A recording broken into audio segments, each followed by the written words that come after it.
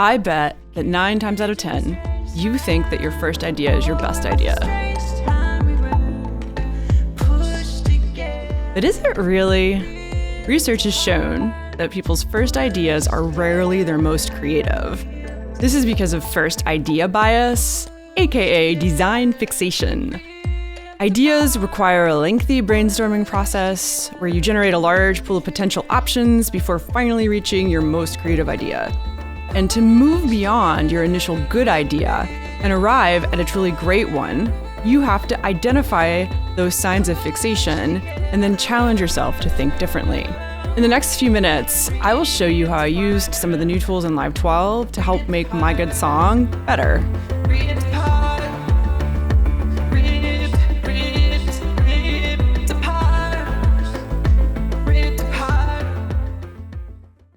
Here's what the original chorus from Strange Times sounded like.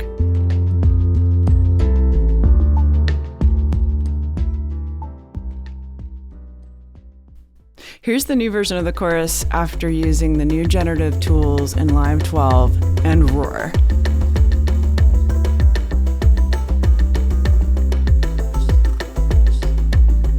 I'm going to show you how I got there.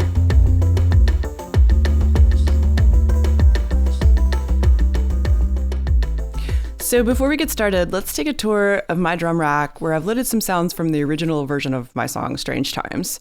I'm using Ableton Live's drum synth, some samples from a Moog drummer from another mother. These are some percussion samples taken from my library, and also I have some vocal chops from the original version of the song as well. Now you know what raw materials I have to work with. I like setting boundaries so I don't get distracted, so I'm going to stay within these 16 pads on the drum rack for now.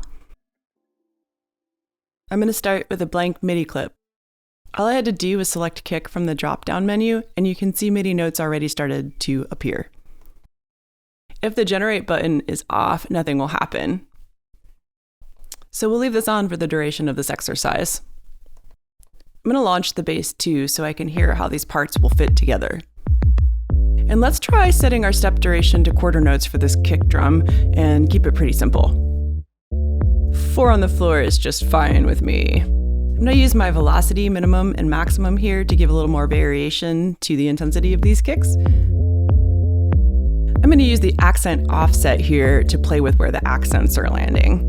And we'll leave it alone for now, and if we need to, we can come back to it later. Notice what just happened there, so if you forget to deselect your sound and move on, it won't be committed to the MIDI note editor. Deselect it before you move on, or hit the commit button. I've selected step duration grid for this part, and I'm just going to play with the pattern and see what happens. We can just keep playing with this until we get a variation that we like.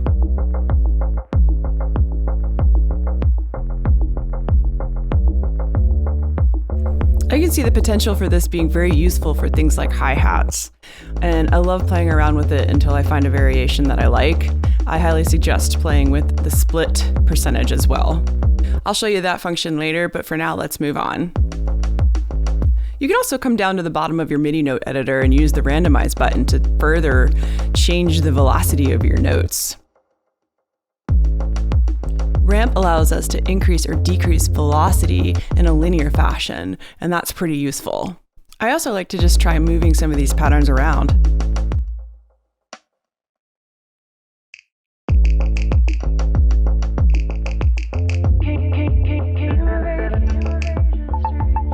So I played around with this for a while and moved notes around or randomized things, and I even added an element of chance. It's pretty easy. If you just highlight your notes, you can drag the pins up and down to increase or decrease the chance that they will be played.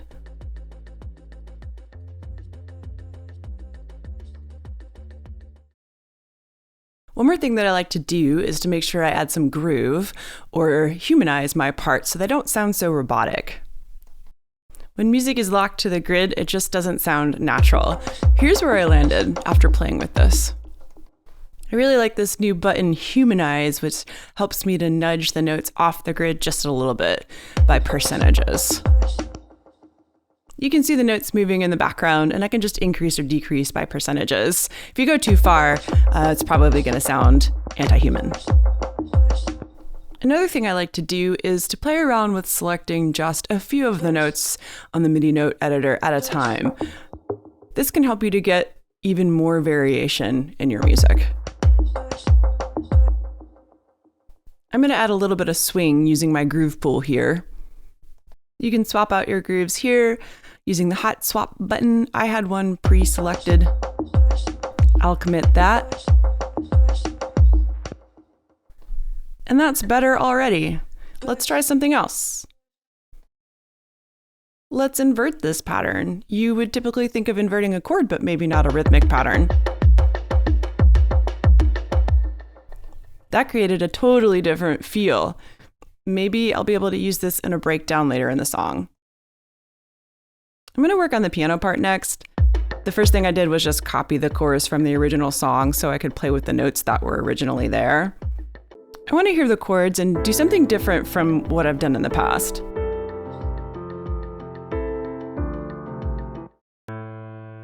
I'm going to delete some of the notes from the original part, and I think I hear a sustain pedal, so I'm going to come over here to my envelopes in the MIDI note editor and remove the sustain pedal.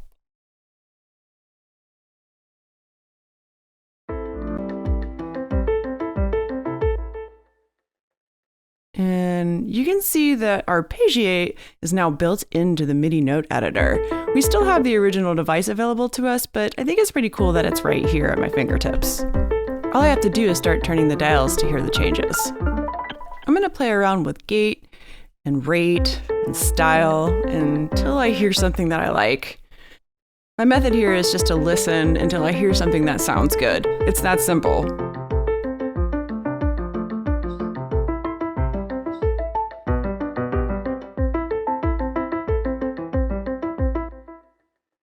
I'm also going to bring down the original bass part from the song that goes along with these chords so I can hear how all of these parts are going to sound together. That's going to help me to make good decisions.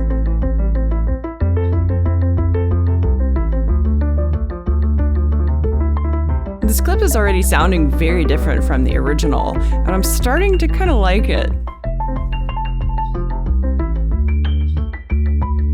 Random is just a little too much for me. You'll know when you've gone too far. I like converge and diverge. I'm also hearing a lot of reverbs and echoes. I forgot that I had a lot of automation baked into these clips, so I'm going to come in here and change this up a little bit. I'm definitely going to take the reverb down.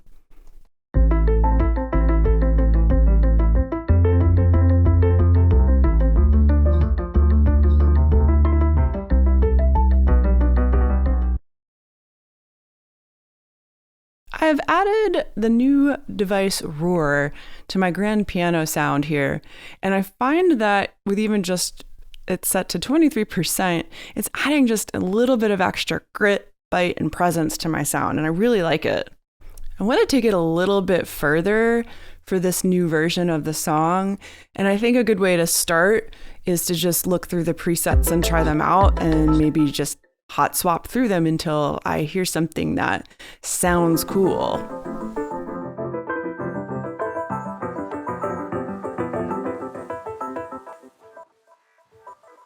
Okay, I like that.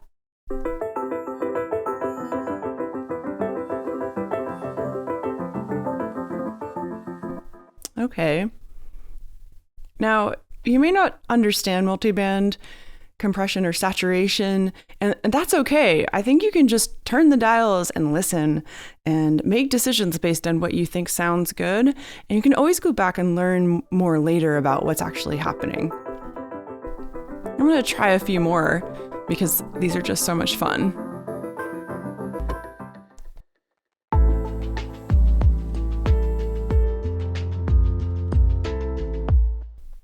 I really like the way that this is starting to shape up. I'm already more partial to this than the original version. I think this is really helping my piano to shine in this track. I want to experiment with this new generative tool called Shape to see if I can come up with a better shaped bass. This is a very intuitive tool. All you have to do is start selecting some of the shapes from the drop-down menu to have notes begin to generate within the MIDI note editor. The patterns sound like their titles. This one called Down and Up is pretty obvious. I'm also using the note selector tool over here to limit the range of the notes within my bass part. I'm just going to drop this down an octave so it sounds more like a bass. Now that I brought it down, I'm going to limit how high the bass can go, and I'm just going to limit it to E here.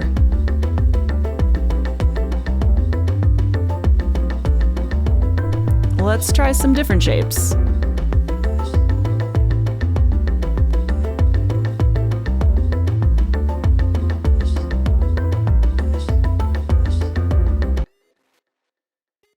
It's not sounding quite musical yet, but I have a feeling that if I keep playing with it, I'm going to find something that I like. I'm not going to give up until I do. I'm going to select all of these notes and make them shorter too. I think that might be what is lacking here.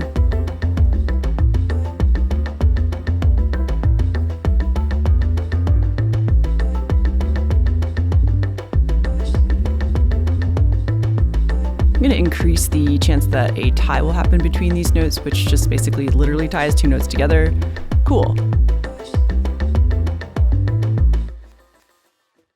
By adding these ties here at 23%, I think that this is heading towards the direction that I want it to go. It sounds more interesting already. All right, we're getting there. Let's go back and apply some groove like we did with our other parts, and that way everything will be in sync. I like where this is heading, and I'm just going to keep playing with the density until I'm settled on a pattern that I like.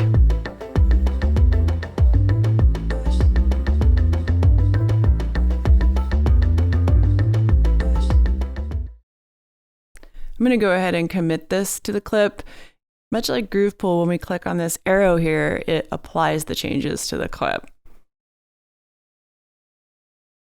I'm going to take this one step further and limit the range of the notes to just one so that the pattern remains on the same pitch but continues to change.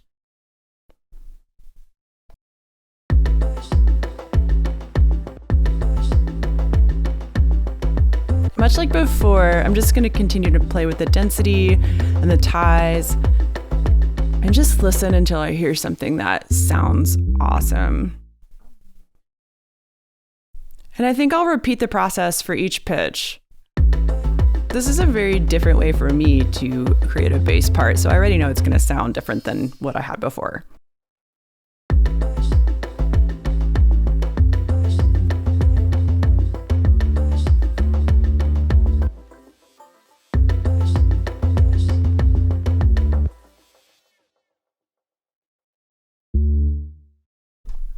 I'm going to commit that and then move on to D.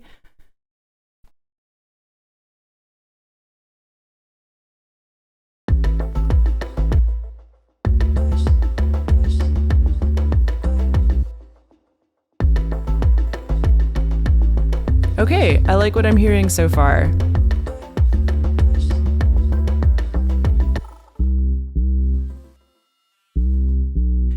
I'm going to keep going because I feel like I'm onto something here, and once I'm in this state, I just can't stop. I'll make this one C, and I'll make this one E. I'm just following the chord progression from the song.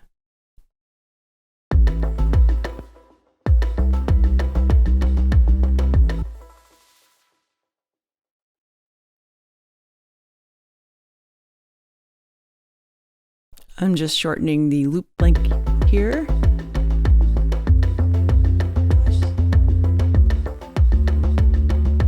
I'm going to use Command A to select all the notes and commit the same groove as I did before.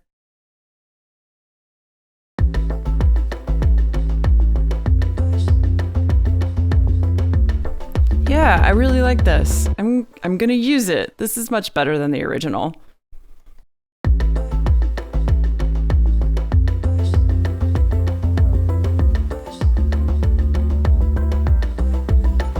Another way to shape your bass. I think I'm gonna do this more in the future.